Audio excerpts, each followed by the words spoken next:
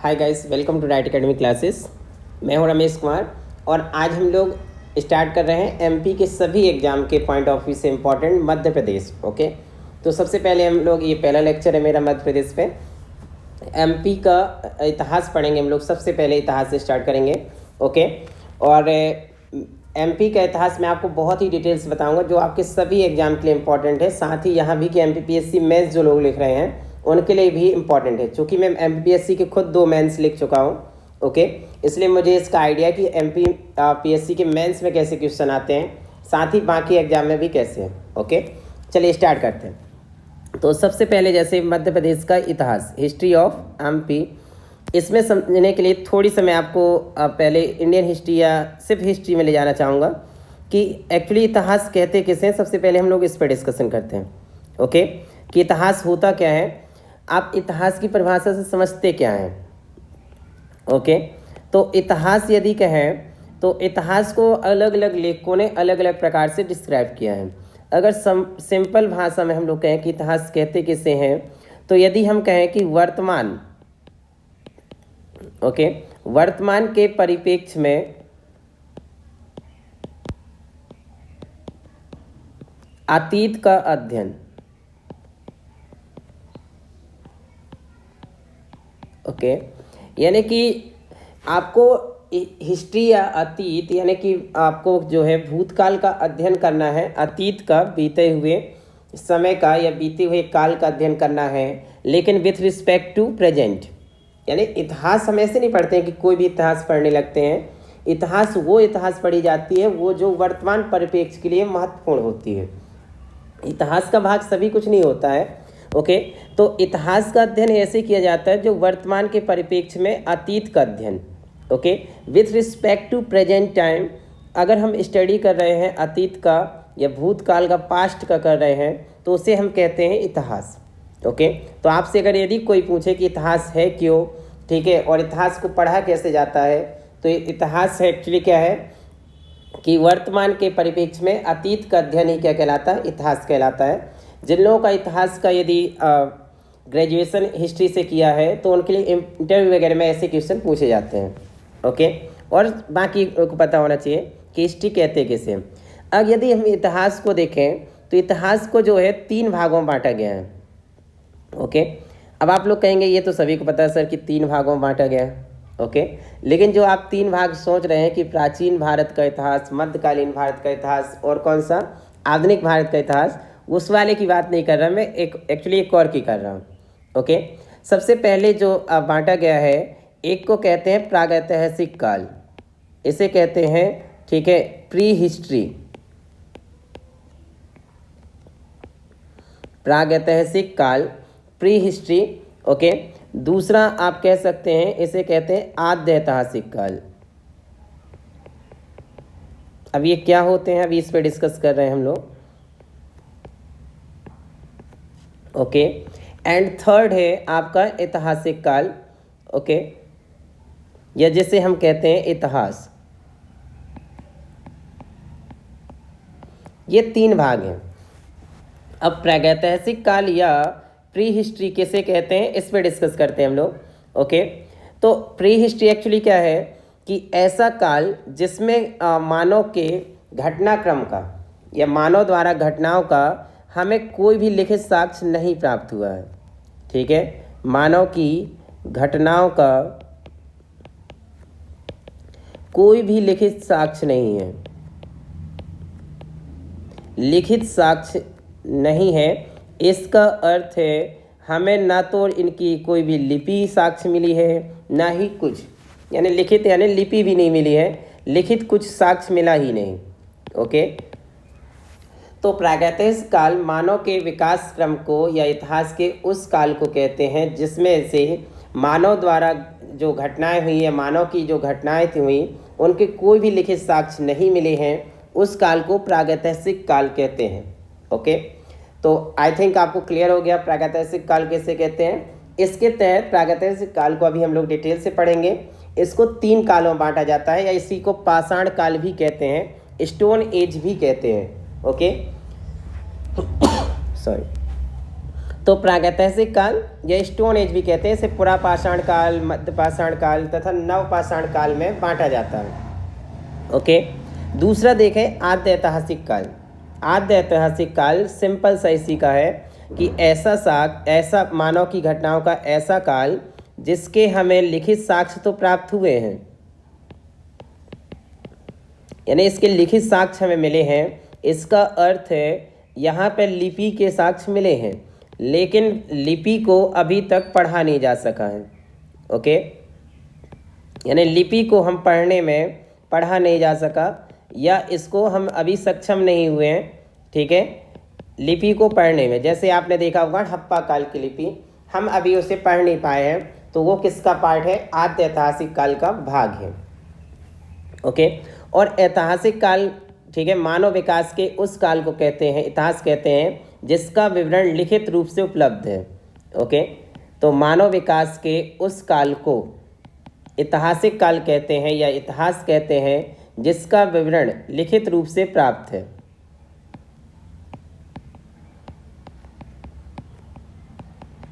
Okay, अब आप जो ऐतिहासिक काल पढ़ते हैं, इसके 3 भाग हैं जो आप पढ़ते हैं: प्राचीन भारत का इतिहास, मध्यकालीन भारत का इतिहास और कौन सा? आधुनिक भारत का इतिहास। वो इसके 3 पार्ट हैं, ना कि इनके।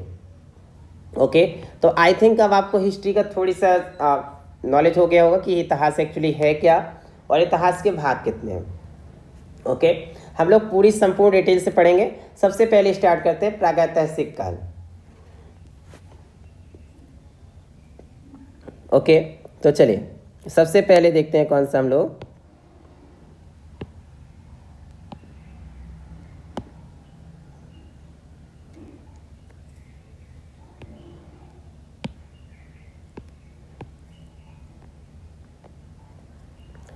प्रागैतिहासिक काल,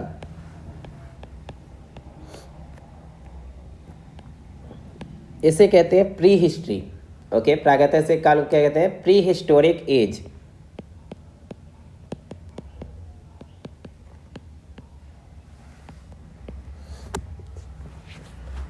ओके, प्री, आगे यदि देखें हम कि प्री हिस्टोरिक एज जो है ये प्रारंभिक केंद्र है, यानी मानव विकास का सबसे प्रारंभिक घटनाएं जो थी वो हम लाते हैं प्रागैतिहासिक काल में।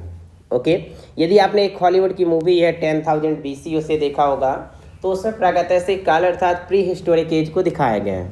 ओके, जिन लोगों ने नहीं देखी वो देख लेना, वो अच्छी मूवी है। ओके, यदि देखें हम लोग सबसे इम्पोर्टेंट इसे, तो इसे हम 3 भागों में बांट सकते हैं। ओके,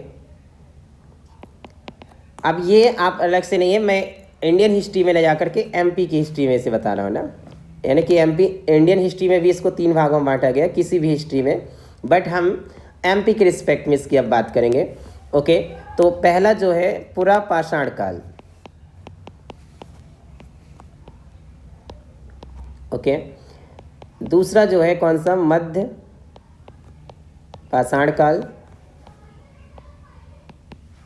और तीसरा कौन सा आपका? नवपाषाण काल।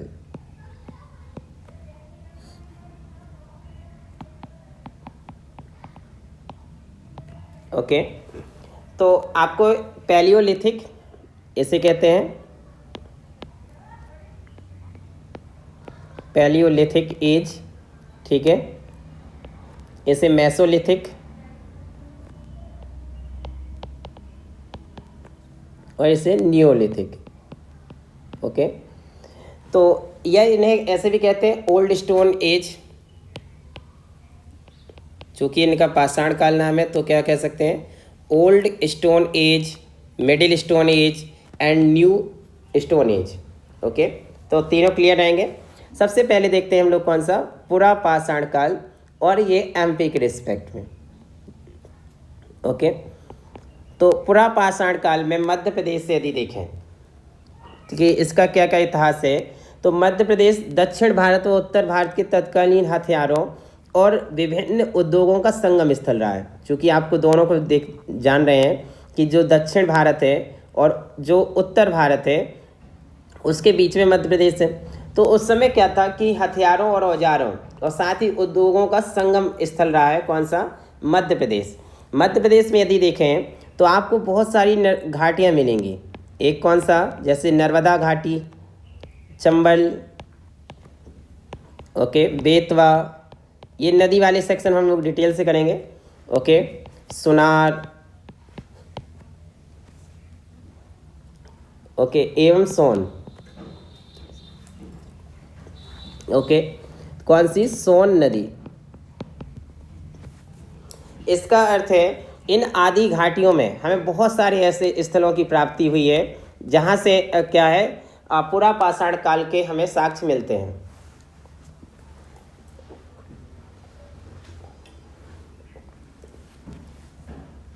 ओके, इन घाटियों में जैसे अन्य स्थल देखें, इन घाटियों के साथ साथ जैसे हमें भीमबेटका, इसे अभी हम डिटेल से पढ़ने वाले हैं। भीमबेटका, आदमगढ़, ओके, जावरा, रायसेन और पचमढ़ी। आप बिल्कुल परेशान न रहो कि ये कहाँ पे है सर, मध्य प्रदेश के कौन से ज़िले में है, क्या कैसे है, इन्हें हम सब डिटेल से पढ़ेंगे। आप ज़्यादा तो एक बार जब तक मैप में देख लीजिए ना। जैसे अभी मैंने कौन सा कहा है आपको, भीमबेटका, तो भीमबेटका आपको कहाँ मिलेगी, रायसेन। ओके, तो भीमबेटका कहाँ पे है, रायसेन में अब्दुल्लागंज करके एक स्थान है, वहाँ पे भीमबेटका है। ओके, ये कौन सा, देखिए ये कौन सा है, प्रागैतिहासिक मानव के प्रथम साक्ष्य मिले हैं, अर्थात निवास स्थल और चित्रित शैलस्तर यहाँ से प्राप्त हुए हैं। तो अभी इसे डिटेल से और करेंगे हम लोग। ओके, दूसरा नाम जैसे मैंने कौन सा लिखा था, आदमगढ़। ओके, तो आदमगढ़ कहाँ पे है, होशंगाबाद ज़िले में है, और यहाँ से क्या है, कृषि एवं पशुपालन के हमें साक्ष्य मिले हैं। ओके, फिर मैंने कौन सा कहा था आपको, जावरा। ओके,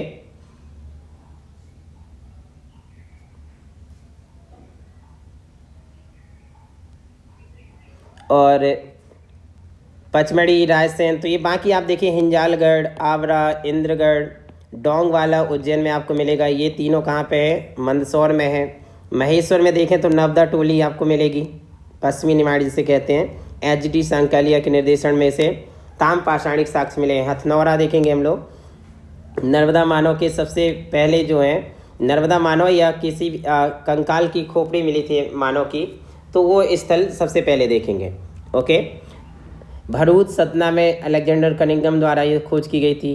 तो ग्वालियर में देखें पवैया, ग्यासपुर स्थल है। अशोकनगर में चंदेरी, बेशनगर, विदिशा।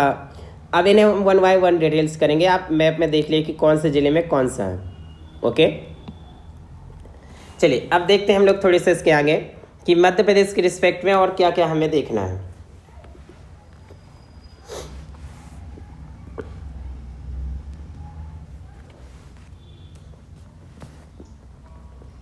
तो जैसे अभी मैंने आपको कहा था कौन सा, कि हथनौरा हमने देखा था। ओके, तो इसे देखते हैं हम लोग। ये इम्पोर्टेंट है पुरातात्विक स्थलों में से, यानी प्रागैतिहासिक काल में। ओके, तो इसकी जो खोज की थी, आप कह सकते हैं, डॉक्टर अरुण सोनकिया जी ने। ये आपको याद रखना है, ख़ास तौर पे PEB के द्वारा जितने भी एग्ज़ाम होते हैं, ओके, SI, इन सभी में इस तरह के क्वेश्चन पूछे ही जाते हैं, मोस्ट इम्पॉर्टेंट है।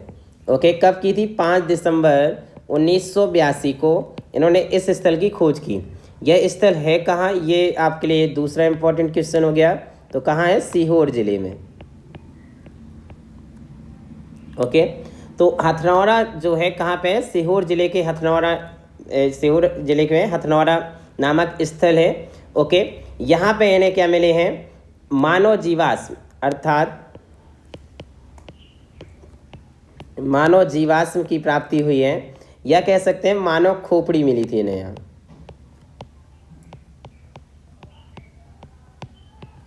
ओके, अगर देखें ये जो मानव जीवाश्म मिला था यहाँ से, हथनौरा से, यह अब तक भारत में प्राप्त मानव अवशेषों में सबसे प्राचीनतम है। ओके, और इसका नाम रखा गया था नर्मदा मानव। इसका नाम क्या रखा गया था, नर्मदा मानव, कि यहाँ पे जो मनुष्य रहते थे वो नर्मदा मानव के नाम से, तो ये भारत में प्राप्त अब तक के सबसे प्राचीन अवशेषों में से एक है। ओके, तो हथनौरा से आपका क्वेश्चन बनता ही बनता है। इसकी खोज किसने की? डॉक्टर अरुण सोनकिया जी ने। कब की? 5 दिसंबर 1982 को। किस जिले में है? सीहोर जिले में है। यहाँ से क्या मिला है? प्रागैतिहासिक काल। याद रखना, पुरा पाषाण काल पढ़ रहे हैं हम लोग, है ना। कौन सा? पुरा पाषाण काल। तो पुरा पाषाणिक ये कैसा काल है? प्रागैतिहासिक काल तो है ही, साथ ही उसमें कौन सा स्थल है? पुरा पाषाण काल का एक स्थल मिला है। कौन सा? हथनौरा। यहाँ से क्या प्राप्त हुई है हमें? मानव जीवाश्म अर्थात मानव खोपड़ी की प्राप्ति हुई है, जिसका नाम क्या रख दिया गया है? नर्मदा मानव। ओके, अब देखें हम लोग जरा इसके आगे यदि देखें तो होशंगाबाद में अभी आपने कौन सा देखा था?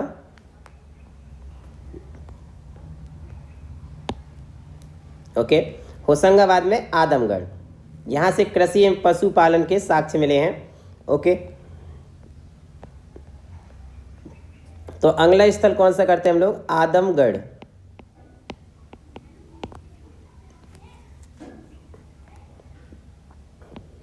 ओके, आदमगढ़ का किस जिले में स्थित है? होशंगाबाद में। ओके, इसकी खोज किसने की थी? HD संकालिया जी ने। ये याद रखना है आपको।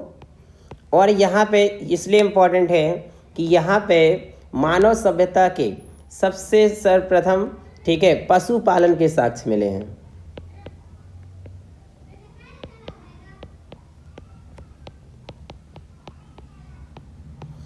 ओके, किसके मिले हैं आपको? पशुपालन के साक्ष्य। ये आपसे इम्पोर्टेंट क्वेश्चन बनता है। ओके, कि मध्य प्रदेश में प्राचीनतम पशुपालन के साक्ष्य कहाँ से मिले हैं? तो कहाँ से मिले हैं? आदमगढ़। आदमगढ़ जो कहाँ पे है? स्थित है होशंगाबाद जिले में। इसकी खोज की थी HD संकालिया महोदय ने। ओके, और यह किसके साक्ष्य मिले? पशुपालन के साक्ष्य मिले हैं। तो आपको आई थिंक ये याद रहेगा कि एक इम्पॉर्टेंट स्थल के रूप में। ओके, अगर यहाँ पे देखें हम लोग तो एक स्थल और मिला है, महादेव पिपरिया, या इसे कहते हैं, ओके, महादेव, ठीक है, पिपरिया। यहाँ पे देखें तो होशंगाबाद में संकालिया महोदय की 860 औजार प्राप्त हुए हैं। ओके, कहाँ पे? होशंगाबाद में। तो ये भी आप याद रखिएगा कि महादेव पिपरिया स्थल कहाँ पे स्थित है? वहीं पे। साथ ही अगर देखें स्थलों में तो जबलपुर के भेड़ा घाट, जो आप जानती हैं, नर्मदा नदी पर भेड़ा घाट जलप्रपात जो है। ओके, तो जबलपुर में देखें तो भेड़ा घाट के समीप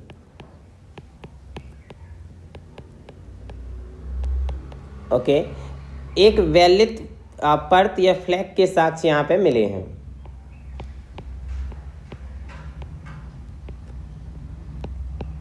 फ्लैग यानी कि काटने वाला औजार। ओके, फ्लैग के यहाँ पे साक्ष्य मिले हैं। तो एक चीज़ ये भी है, पुरापाषाण काल स्थल में यहाँ भी मिले हैं।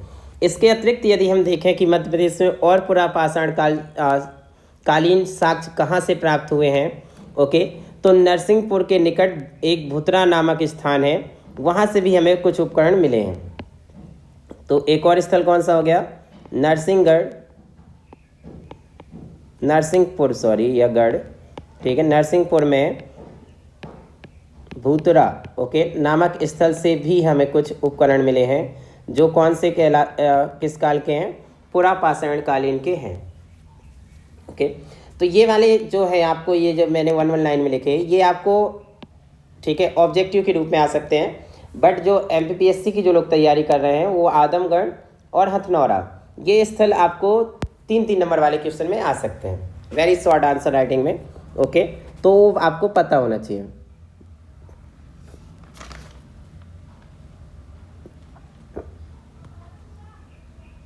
ओके, चलिए, अब यह पुरापाषाण काल हो गया। हम लोग देखते हैं कौन सा? मध्य पाषाण काल।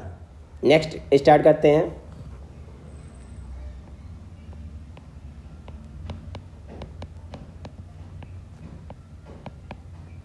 देखिए, अभी हम लोग ने स्टार्ट किया है। आपको यदि इसमें और लग रहा कि और डिटेल से पढ़ना है या कैसे पढ़ना चाहिए, आप मुझे कमेंट करके ज़रूर बताएं और साथ ही चैनल को सब्सक्राइब जरूर कर लें। ओके, मैं कंटिन्यू आपको पूरे वीडियो डालूंगा ताकि आप इसमें स्पेशली आपकी पूरी पढ़ाई यहीं पे हो जाएगी। चलिए ये मध्य पाषाण काल में देखें। ओके, तो जो आदमगढ़ है, आप अभी बताया, आदमगढ़ जो है एक्चुअली पुरा पाषाण कालीन तो है ही, साथ ही इसे हम किस में रख सकते हैं, इसमें भी रख सकते हैं, मेसोलिथिक में, क्योंकि वहाँ से इसके भी साक्ष्य मिले हैं, इस काल के भी मिले हैं। तो एक स्थल जो आपको आदमगढ़ तो याद ही रखना है।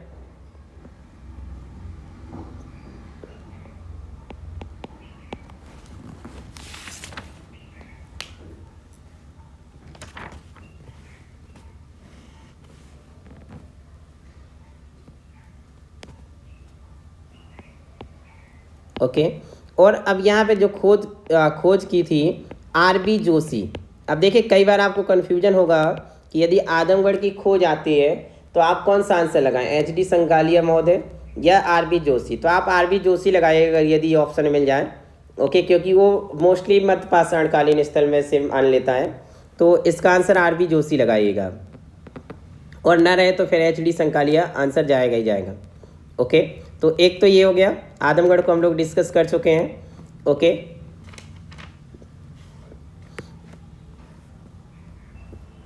यदि देखें कि इस काल की मध्य पाषाणकालीन की सबसे पहले खोज किसने की थी स्थलों की, तो C.L. कलाइल, ये याद, आप नाम याद रखिएगा।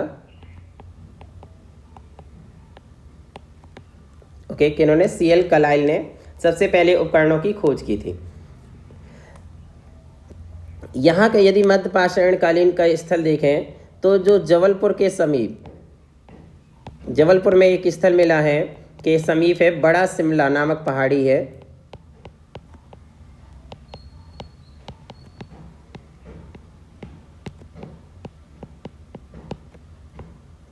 वहाँ पे इसके साक्ष्य मिले हैं। ओके, विभिन्न अस्त्र कह सकते हैं, अस्त्रों की प्राप्ति हुई है जो किस काल से, मध्य पाषाणकालीन से हैं। ओके, इसमें भीमबेटका को भी आप रख सकते हैं कि भीमबेटका में भी ये मिले हैं। ओके,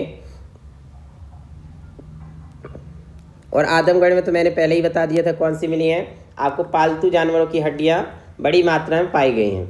ओके, तो वो वाला क्षेत्र भी इसमें आप कर सकते हैं।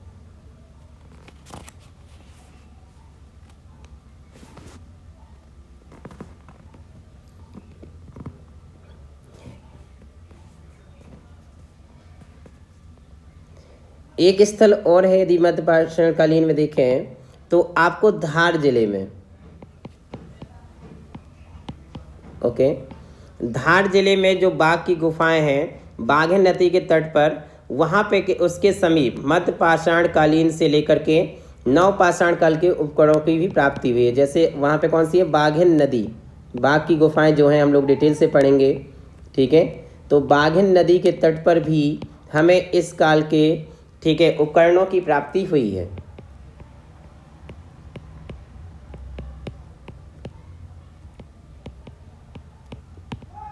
ओके, तो इसका शॉर्ट ही है मध्य पाषाणकालीन, इसमें ज़्यादा डिटेल नहीं पढ़ना, आपको आदमगढ़ याद रखना है।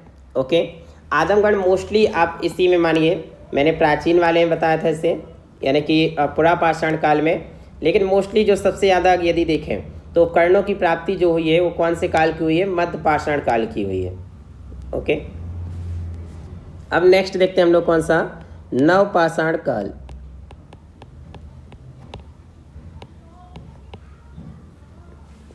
Neolithic period. ओके, तो इसमें देखें कि कौन कौन से स्थल की प्राप्ति हुई है।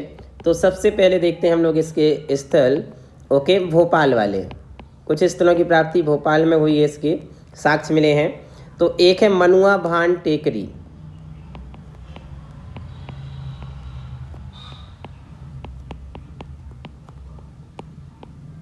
देखिए अब ये वाला पोर्शन थोड़ी सा आपको लग रहा होगा कि कुछ नाम ज़्यादा हो रहे हैं, बट ये नाम आपको वन लाइनर पे पूछेगा, इसलिए आपको ये याद रखना है। नेवरी की गुफा, ये भी कहाँ है, भोपाल में ही है। ओके, और एक और स्थल तो आप सभी जानते ही हैं, अभी भी पॉपुलर है, श्यामला हिल्स। ओके, श्यामला पहाड़ियाँ या हिल्स। तो यहाँ पे ऐसे नवपाषाण काल के उपकरण प्राप्त हुए हैं। इनमें से एक इम्पॉर्टेंट है सबसे ज़्यादा, ठीक है, कि खांचेदार क्रोडों की प्राप्ति हुई है। यहाँ इन तीनों पे क्या हुई है, ठीक है, खांचेदार क्रोड की प्राप्ति यहाँ से हुई है। ओके, तो आप ये याद रखिए कि यहाँ पे किस किस की प्राप्ति हुई है। भोपाल में एक और स्थल है निकट इसके, ओके, कौन सा, बैरागढ़, ये भी आप जानते होंगे। ओके, बैरागढ़ में यदि देखें तो शैलाश्रों की प्राप्ति हुई है।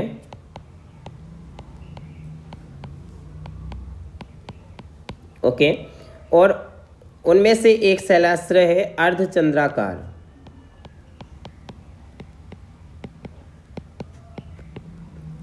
ओके, तो ये यहाँ से क्या मिले हैं, अर्धचंद्र, इस शैलाश्र से जो है आपको नवपाषाण काल के उपकरणों की प्राप्ति हुई है। तो ये शैलाश्रय भी इसी काल का माना जाता है।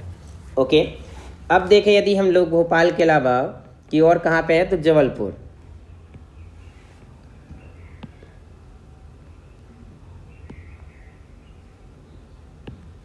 तो मध्य प्रदेश में कौन सा नेक्स्ट स्थल है नवपाषाण कालीन, जबलपुर।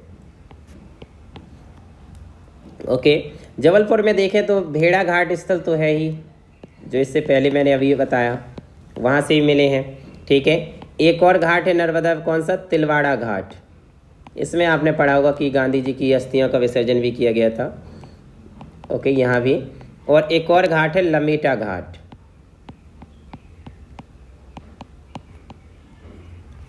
इन तीनों में आपको पाषाणकालीन या नवपाषाणकालीन मानव बस्तियों के साक्ष्य मिले हैं। तीनों में क्या है, मानव बस्तियों के साक्ष्य। ये इम्पोर्टेंट है आपके एग्जाम के लिए, ठीक है, कि मध्य प्रदेश में नवपाषाणकालीन मानव बस्तियों के साक्ष्य कहाँ से मिले हैं। तो आपको या तो जबलपुर ऑप्शन रहेगा या इन तीनों में से कोई भी एक ऑप्शन दे देगा आपको। ओके, तो एक ही इम्पॉर्टेंट क्वेश्चन है कि यहाँ से प्राप्त हुए हैं। ओके, इसके अतिरिक्त यदि देखें कि हमें और कौन सा है इन दो जिलों के अलावा, तो आपको पढ़ना है रीवा संभाग में। रीवा संभाग बोल रहा है, इसका अर्थ है सतना, ये सभी शामिल हो जाएंगे। ओके, इसके अंतर्गत सोन नदी जो जाती है, तो सोन नदी के तट पर, ठीक है, और एक और दो देखें, इटार पहाड़ी, ओके, मोहन नदी घाटी,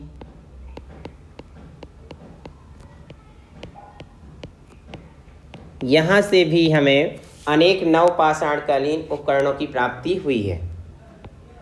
ओके, तो यहाँ से अनेक नवपाषाणकालीन उपकरणों की प्राप्ति हुई है। ओके, तो एक इम्पॉर्टेंट ये भी है, यदि देखें जो रीवा जिले में ही, रीवा संभाग बोल रहा था, रीवा जिले में देखें तो चचाई जलप्रपात तथा गोविंदगढ़ तालाब के निकट भी हमें कुछ उपकरण मिले हैं। तो रीवा जिले में ही कौन सा, चचाई जलप्रपात, इसे पढ़ेंगे हम लोग डिटेल से। और कौन सा, गोविंदगढ़ तालाब के निकट।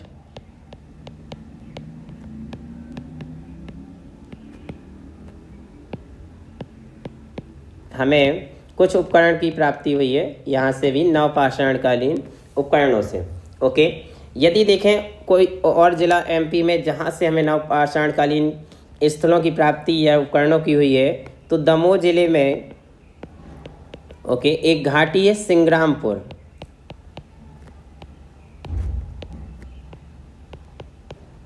ओके, यहाँ पे भी हमें नवपाषाणकालीन अनेक उपकरणों की प्राप्ति हुई है।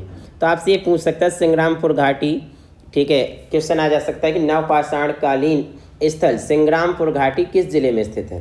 तो आपको याद रखना है कहाँ पे है, दमोह जिले में। ये एक इम्पॉर्टेंट क्वेश्चन है। ओके, तो हम लोगों ने देखा कि तीनों, हम लोगों ने प्रागैतिहासिक काल के जो तीनों पार्ट थे, पुरापाषाण काल, मध्यपाषाण काल और ताम्रपाषाण काल, तीनों को हमने कवर कर लिया है। ओके, अब हम लोग देखेंगे आद्य ऐतिहासिक काल में ताम्रपाषाण काल, हड़प्पा और लौह, ठीक है, ये हम लोग इसको देखेंगे।